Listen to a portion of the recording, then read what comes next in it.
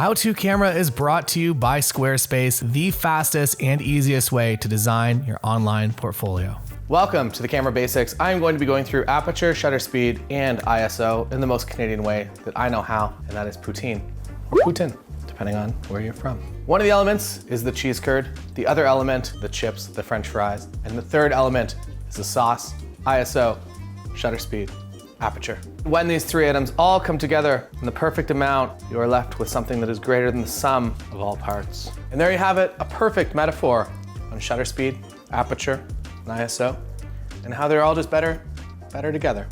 Let's go to the studio, see Tim. Welcome to another episode of How To Camera. Today we're going to go through all the camera basics such as aperture, shutter speed, and ISO to make your photos look absolutely magic. Tim, I'm outside. Tim, I'm outside.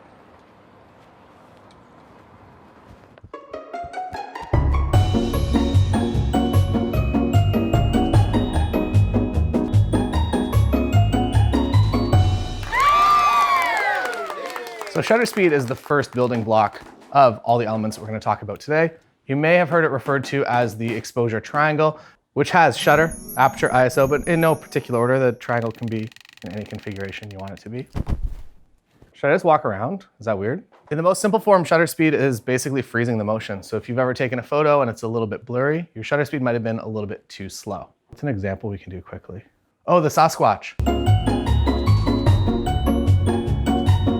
In this demonstration, I will be acting as the Sasquatch from the 1970s photo that Tim is quite a fan of.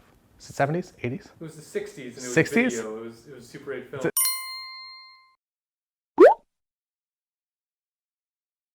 I'm happy that you knew all points associated with that.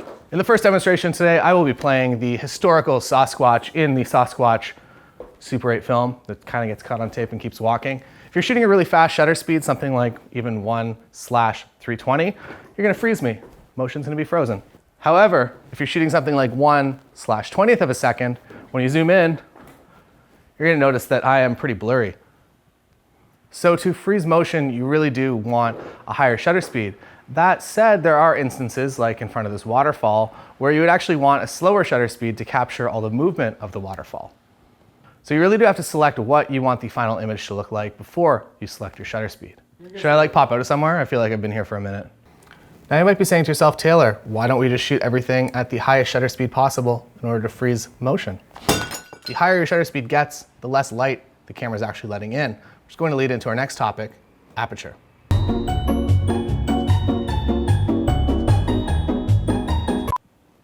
So aperture is really just how much light the lens lets in. And as you can see here, a lot of light being let in right now, and now a lot less light being let in. So something like this is going to be at 2.8 or even smaller, depending on the lens that you have.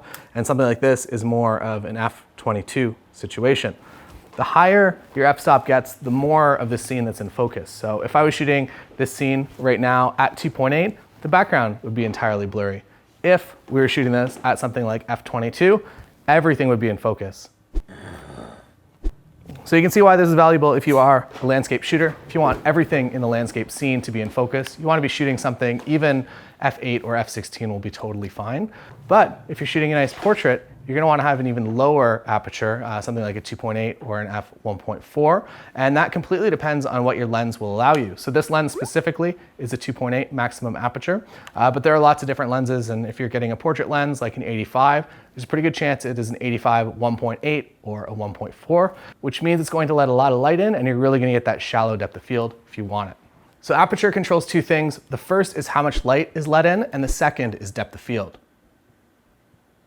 And aperture is really fun to look at. It's like a blinking eyeball.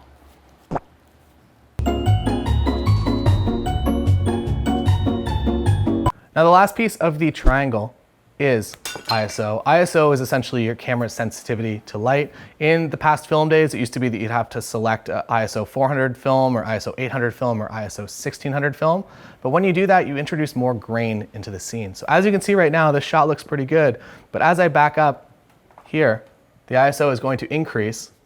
You might have to come with me. The ISO is really going to come up and it's going to make the scene a lot grainier. So if you want the cleanest possible image, you're gonna want something that's a lower ISO, something like maybe ISO 800, which is what we're at right now, right?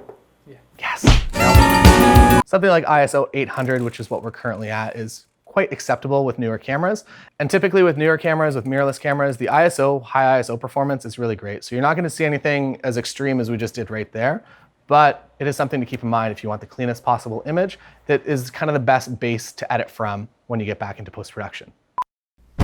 Thank you for watching this episode of How To Camera, and hopefully you gathered from this the exposure triangle, and when you change one individual element, it changes the other two elements of the triangle. So you really have to prioritize what you want. If you want that high shutter speed or if you want that shallow depth of field, you kind of got to pick one. You can't have it all, unfortunately. Can you Photoshop like a bunch of, I can do it, just a bunch of like stuff, gold. What? What? You can't have it all, and then it's just like a bunch of like, Oh, yeah. like everything. Yeah. This episode is sponsored by Squarespace. Squarespace is the company that I use for all of my web hosting and my templates for my images. The thing that I love the most about it is the fact that it's just so easy to set up a professional looking web presence for your photography company. So you just put all the images that you want to put into your website into a folder, and then you just drag and drop them into your Squarespace template. And within minutes, you have something that looks absolutely professional and fantastic without a lot of tweaking. That was one of my issues with other web hosts, was that it was just very challenging to make the websites look exactly how I wanted.